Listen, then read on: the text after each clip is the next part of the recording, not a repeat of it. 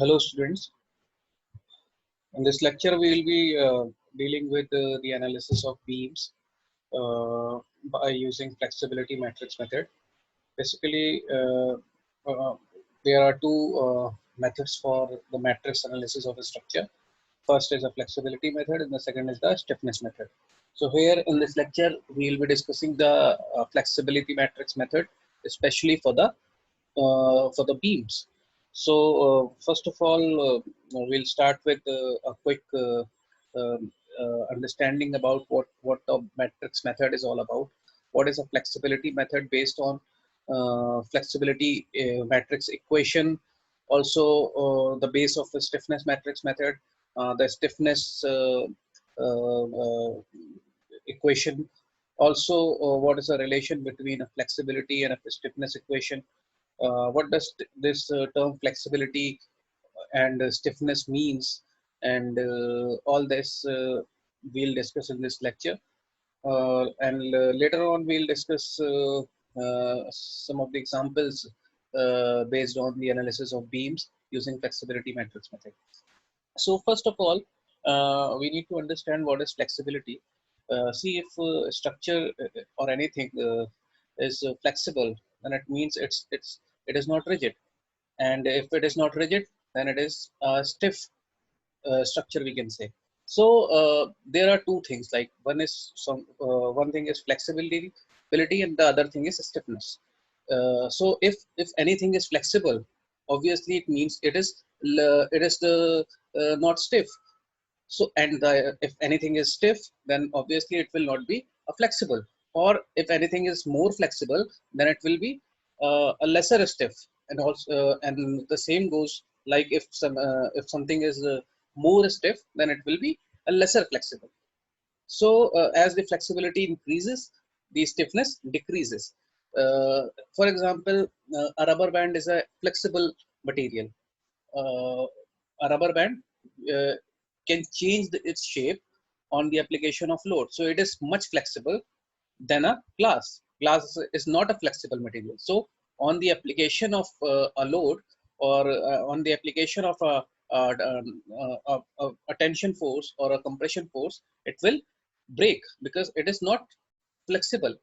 It is a stiff material. Like concrete is a stiffer material. Steel is a more flexible material than concrete.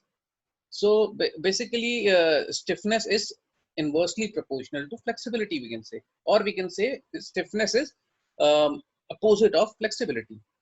So this is a common understanding about the flexibility and the stiffness. So these are the two methods to analyze any structure using matrix method. So uh, this is basically a flexibility equation. This delta is a set of displacements. Del is set of displacements on in case of any beam, and this set is known as the flexibility matrix. It is denoted by del matrix, and the del 1 1, del 1 2, del 1 3, del 1 4. These all are the uh, displacements at different coordinate systems. It is represented generally as del ij, where I represent uh, the this method is basically based on the unit load method, and we have studied it in the previous lectures, where we can say that del ij, in del ij, I represent where the unit load is applied, and j represent where we are seeing its effect. For example, there are two coordinates in any beam. For example, 1 and 2.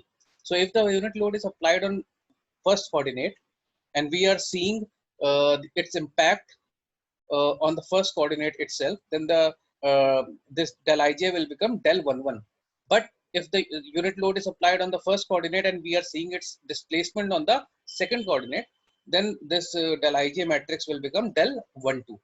So similarly, if we are seeing impact on second coordinate, and the unit load is also applied on the second coordinate, then this del ij matrix will become del 2 2. So this is how it works. I represent where the unit load is applied, and j represent where we are seeing the displacement due to it. So this is a flexibility equation. sorry, this is a flexibility matrix, and this is how this is a F1 is a load, is a actual force that is acting. F2 is actual force, it is acting in unit in a coordinate direction 2.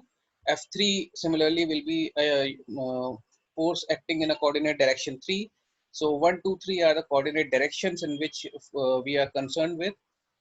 Similarly, del 1 is as I told you, is a displacement in coordinate direction 1 due to unit load applied in coordinate direction 1. So this is how it goes on till the n number of coordinates, for the n number of coordinates, and this whole set will be represented as delta 1. Delta 1 is the final displacement in the coordinate direction 1. Similarly for this case, and similarly for this case. So delta matrix will represent the final displacement, and final displacement in the coordinate direction 1. So this is, we know, this is a flexibility matrix. This is a force matrix. This is a displacement matrix. So this will be like, can be written like this: delta matrix is equals to del matrix multiplied by the force matrix. So this is called the flexibility equation. This equation is the flexibility equation. Now similarly, stiffness equation, it is represented by K. Similarly, in Kij represent set of stiffness coordinates, where I represent where unit load is applied, and J represent where the impact is seen or the displacement of the coordinate system is seen.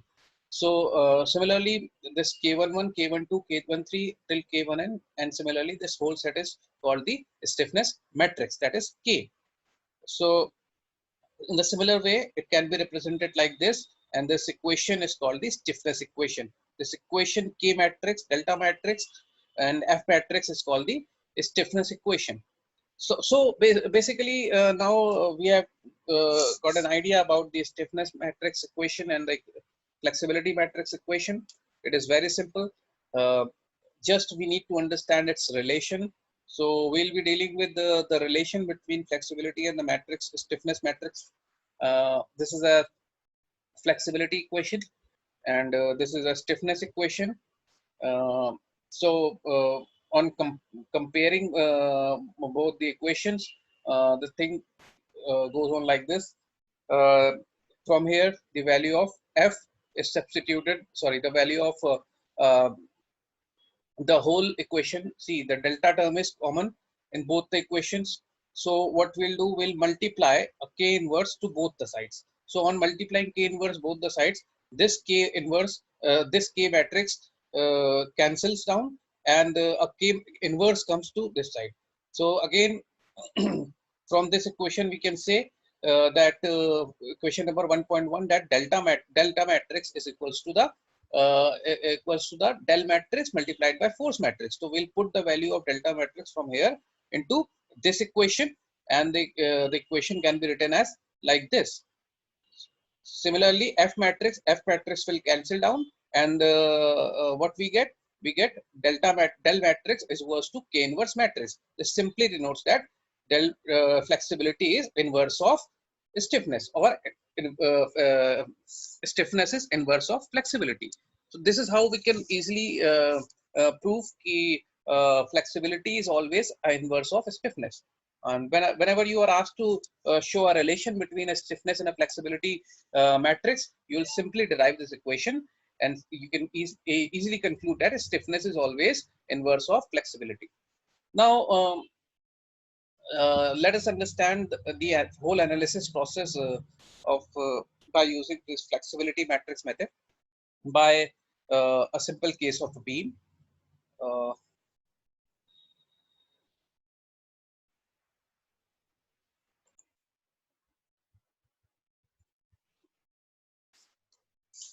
So before analyzing the beam by an example, let us understand quick a few of the steps that are involved in the analysis of the of a structure using the flexibility matrix method. First of all, we need to determine the degree of static indeterminacy. We need to know what is the static indeterminacy of a beam. So first step is we will calculate the degree of static indeterminacy. Then we'll choose the redundant forces and assign the coordinate directions. That's what we'll do. We'll according to the degree of static indeterminacy. For example, degree of static indeterminacy is 2. So we will be sure that at least 2 coordinates should be selected in order to analyze the beam. So we'll select 2 coordinates according to the redundant forces. Next step will be, we'll remove all the restraints to redundant forces. We'll remove all the restraints in the beam or a frame to redundant forces, and we'll get a basic determinate structure. For example, as we know that this method is used for the analysis of indeterminate beams or structures. So we'll convert the indeterminate structure to a determinate structure by eliminating the extra number of equations that are present in the structure. Now the next step will be, we'll determine the deflection in the coordinate direction due to the given loading. Now we will be dealing with 2 kind of loadings during the analysis process.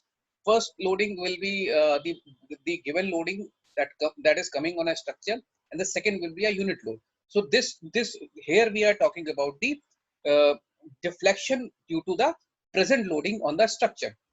Now, next step, what we'll do, we'll apply a unit load, and we'll calculate the this displacement component, that is del ij, in each coordinate direction, step by step, and we'll form a stiffness we'll form a matrix. Now, in the indeterminate structure, the final displacement delta, either 0 or settlement. If there are settlement of any of the coordinate, then delta will have a certain value. Otherwise, the value of delta will be 0. Delta as we know, delta is a set of all the displacement in the coordinate direction. So if there are 3 coordinate directions, then the delta will be set of delta 1, delta 2, and delta 3 matrix. Next step will be, we'll put all these values in the compatibility equation, and this is a compatibility equation, that is F matrix is equals to del inverse delta minus del L. This delta is the final displacement, delta L is the displacement due to the given loading. Now by using this equation, we'll solve and get the value of final displacement forces. So uh, we can say that this is how we can calculate the final forces or final displacement for any of the structure. Now, flexibility matrix method, since this is based on the flexibility matrix, hence it is also known as flexibility matrix method. This method is also known as force method, because in this method we are concerned with the redundant forces. So this method is also known as the force method. Also, this method is known as the compatibility method, because in this method the compatibility equation is involved. So there are 3 names for this method. First is flexibility matrix method, second is the force method, and the third is the compatibility method. So we can call any of the name for this method, but the method will be same. So let us consider a case example for analyzing a beam using flexibility or force or compatibility method.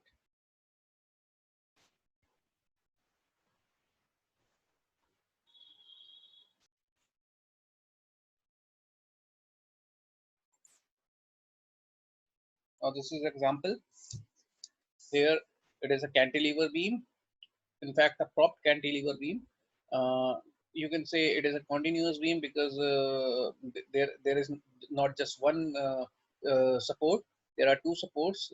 So it can be said it is a cantilever beam. Oh, sorry, a continuous beam. We'll analyze this beam using flexibility matrix method. Remember, the flexural rigidity is a constant throughout. So value of EI in the span AB as well as in BC will be same. In this beam, this A is a fixed joint, this B is a roller support, and C is also a roller support. So as we know the steps, what is the first step? First step will be, we'll be calculating the static indeterminacy for this beam. So what will be the static indeterminacy in this case? It will be the number of reaction components minus the degree of the number of equilibrium equation. So number of reaction component will be 3 over here, and 1 over here, and 1 over here. So total number of reactions are, internal reactions are 5 minus 3.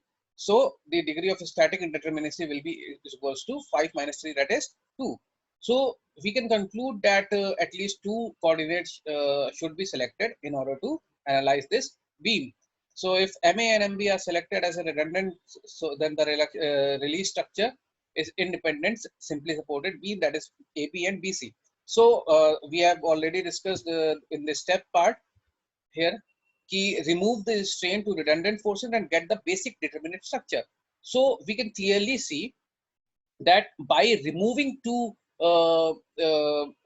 extra equilibrium equation, we can simply make this structure as a basic determinate structure. So what we'll do, we'll simply we can eliminate either two conditions. Either we can change this support to a hinge support, or we can eliminate these two roller supports to make a basic determinate structure. So this is a release structure. We can see this is a release structure, and in this case we can easily see that we have to, as we have calculated the degree of indeterminacy to be 2, so we have to at least select two coordinates. So this is the first coordinate, and we have selected as this and the support B as a second coordinate. So this is a release structure. Now the third step was to calculate the displacement due to the given loading. So in order to calculate the displacement, as we know that this method is based on the conjugate beam method. This is the conjugate beam method is a base of this flexibility matrix method, especially for the analysis of beams.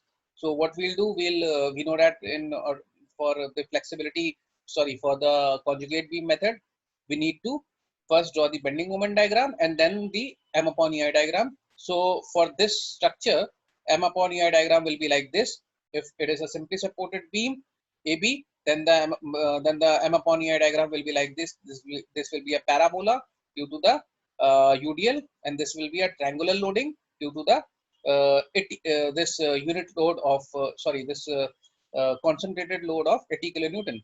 So this is the moment we can calculate like this. A parabolic curve, the moment will be WL square by 8. So W is the load, that is 30 kilonewton. L is the span, that is 6. So WL square by 8, this is also 135 kilonewton a meter.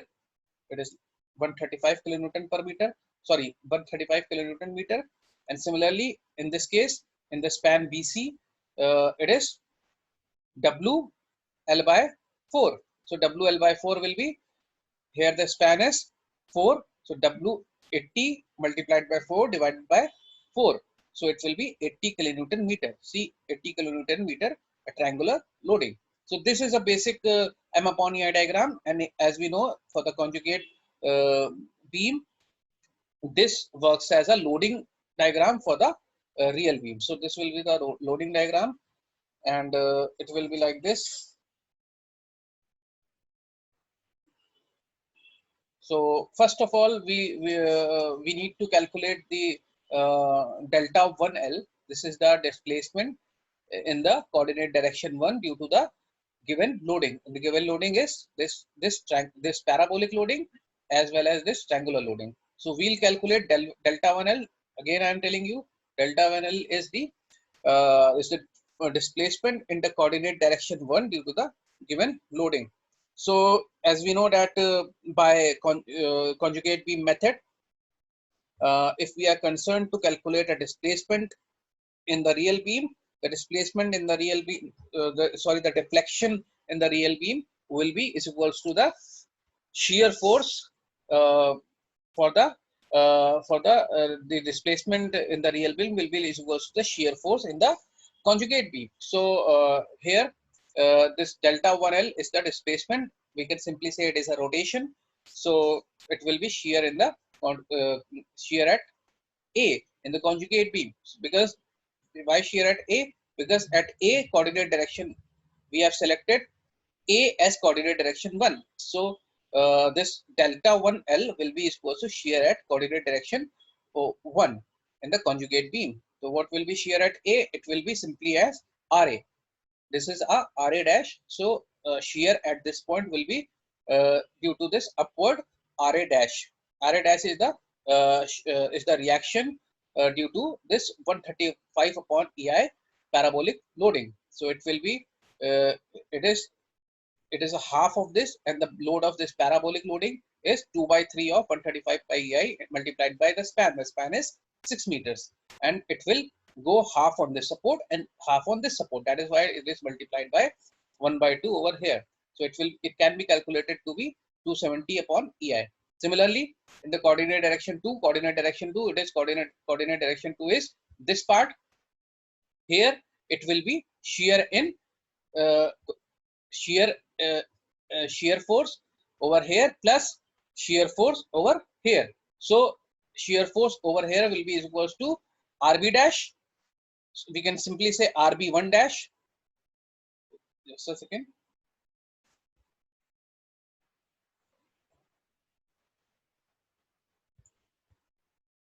We can say this is a RB1 dash and this is RB2 dash. So this will be sum of RB1 dash plus RB2 dash, because this is a this support is joining this span and this span as well. So we'll be considering the effect of both the reactions. So it is equals to RB1 dash plus RB2 dash. So RB1 dash will be equals to this 270 upon EI. This is similar plus this, and this is a triangular load. The load of the triangle will be half into base into height. Height is 80 upon EI, base is 4. So half, this is half into base into height multiplied by half, because this whole load will distribute half on this part and half on this part. So this sum will be is equals to 350 upon EI. So delta 1, the value of delta 1 L will be 270 upon EI, and delta 2L is equals to 350 upon EI. Now the next step, we'll be applying a unit load in coordinate direction 1, and we'll draw its M upon PI diagram for the conjugate beam, and we'll be calculating the displacement in each coordinate direction, because we are concerned with the flexibility matrix, that is delta, and delta matrix in this case will include four displacements, that is delta 11, del 11, del 12, del 22, and del 21. So we'll be calculating each the displacement. So this is a simple beam. We have applied a unit a rotation of 1 kilonewton meter, like this. So this is the M upon EI diagram for this part, because it will be effective from this part to this part, and it will be 0 in this part. So it is a kind of a triangular load, and this is M upon EI diagram. Similarly, by using conjugate beam method, delta 11 will be equals to shear at A dash, that is shear at this part, this end. So here the shear will be what? It will be simply RA dash. So value of RA dash will be what? It will be 2 by 3 of half into base into height.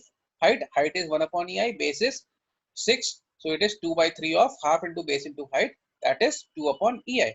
Similarly, del 21 will be shear at B dash, and shear at B dash will be is equals to RB dash. So we can simply say 1 by 3 of 1 by 2 of 1 by 2 half into base, that is 6, into height, that is 1 by EI. So it can be calculated to be 1 upon EI. Now again, what we'll do in the next step, we'll apply a unit rotation in coordinate direction 2. That means over here. So again, we have applied a coordinate direction of 1 kilonewton a unit rotation in coordinate direction 2 of 1 kilonewton meter, and its M upon EI diagram will be like this. Now again, what we'll calculate del 12. Del 12 is the displacement in the coordinate direction 1 due to the load at coordinate load in displacement in the coordinate direction 2 due to the load in coordinate direction 1. So load is applied in the coordinate direction 1, and we are seeing its impact. So del 1 2 will be shear at A dash, and shear at A dash will be what it is, 1 upon 3 into half into base into height. That is the load of this triangle. That is equals to 1 upon EI. Now again del 2 2 will be the sum of RB1 dash plus RB2 dash, and it is 2 by 3.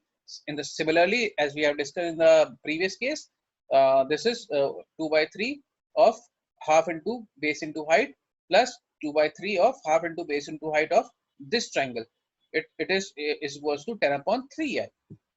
Now in the next step, as we know that there is no in the question, it is not given that any of the support is showing a yielding. So delta 1 and delta 2 will be 0, and the compatibility equation is this. As we know, this is a del matrix, this is F matrix, this is delta final displacement matrix, and this is displacement due to the given load. We have calculated all the parts of this flexibility matrix, that is del 1 1, del 1 2, del 2 1, and del 2 2. We'll simply put the value of del 1 1, del 2 1, del 1 2, and del 2 2 into this equation.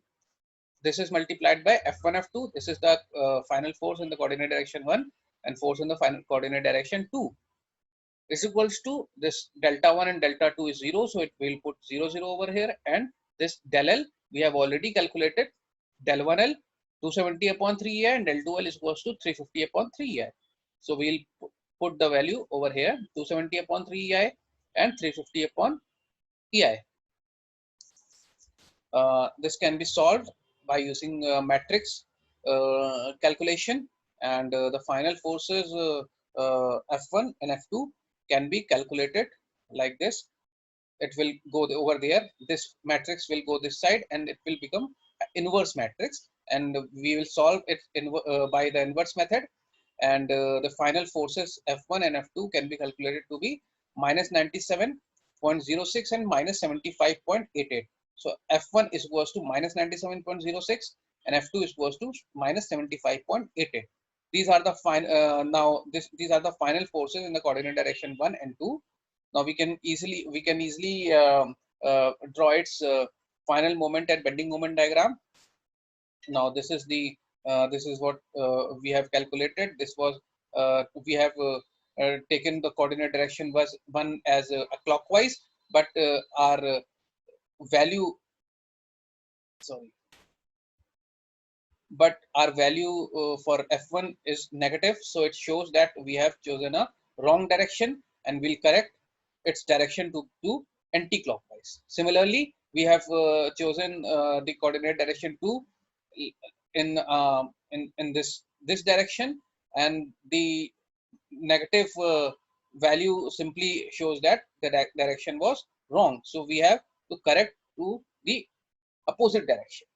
So due to this, these are the final moments, that is 97.06 over here, 75.88 over here, and this is due to the loading, that is 135 and 80. So this is the final bending moment diagram for the beam. So this is how we can we have completed the analysis of this beam using the flexibility matrix method. This we have analyzed everything. We are now we have calculated the final bending moments, the final forces. We have drawn the its bending moment diagram. Also, we have calculated the final displacements in this case. So this completes the analysis of this indeterminate beam by using flexibility matrix method. So basically, flexibility matrix method helps us to simplify the analysis of indeterminate structure, uh, and knowing all the forces and unknowns for the understanding the equilibrium state of a structure. So in the next lecture, we will be discussing more example based upon this flexibility matrix method. So I hope this lecture would have been uh, uh, given you a better knowledge about the analysis of indeterminate beams. Uh, and flexibility matrix method is one of the method that is used to analyze indeterminate structure. So thank you, class.